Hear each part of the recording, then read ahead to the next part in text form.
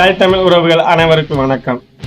தனியார் தொலைக்காட்சி ஆகிய நியூஸ் தமிழ் என்ற ஒரு தொலைக்காட்சி தேர்தல் பயணம் என்று ஒரு நிகழ்ச்சியை தொடங்கி அனைத்து மாவட்டங்களிலேயும் கல்லூரி மாலையில் அரசியல் சார்ந்த பிரமுகர்கள் அந்த நிர்வாகிகளை கூப்பிட்டு இந்த மாவட்டத்துக்கு நீங்கள் என்ன செஞ்சுருக்கீங்க அப்படிங்கிற மக்களுக்கு எடுத்து சொல்லுங்க அப்படின்னு ஒரு சிறப்பான நிகழ்ச்சியை ஏற்பாடு செஞ்சு பல்வேறு மாவட்டங்கள் நடத்திட்டு வராங்க.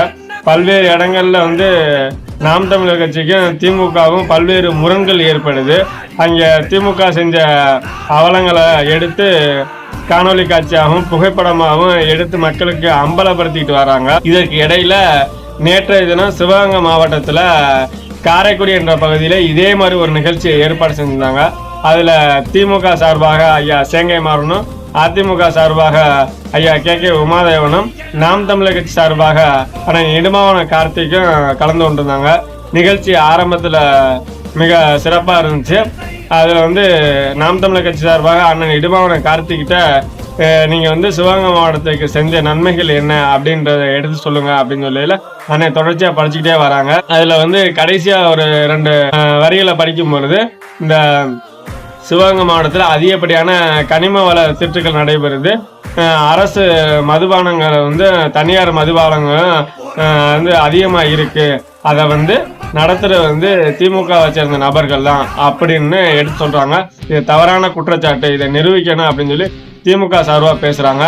அந்த இடத்துலயே மிகப்பெரிய ஒரு கலவரம் ஏற்படுது. நாற்காலிகள் தூக்கி வீசப்படுது. அங்கே உள்ள செய்தியாளர் தாக்குறாங்க. அங்கே உள்ள பேச இருக்கக்கூடிய ஐயா உமாதேவன் ஆகட்டும், அண்ணன் இடுமான கார்த்திக் ஆகட்டும், அவளை அடிக்க பாயிறாங்க. அப்போ ஒரு மிகப்பெரிய ஒரு கலவரம் ஏற்பட்டு அந்த நெறியாளருக்கு தலையில் அடிபட்டு ரத்தம் வந்துடுது. அங்கே முழுவதும் அந்த நிகழ்ச்சியை கிளைக்கணும் அப்படின்ற ஒரே ஒரு உள்நோக்கத்தோட திமுகவை சேர்ந்த நபர்கள் வந்திருந்தாங்க அப்படின்றது தான் அது வெளிப்படையாக தெரியுது.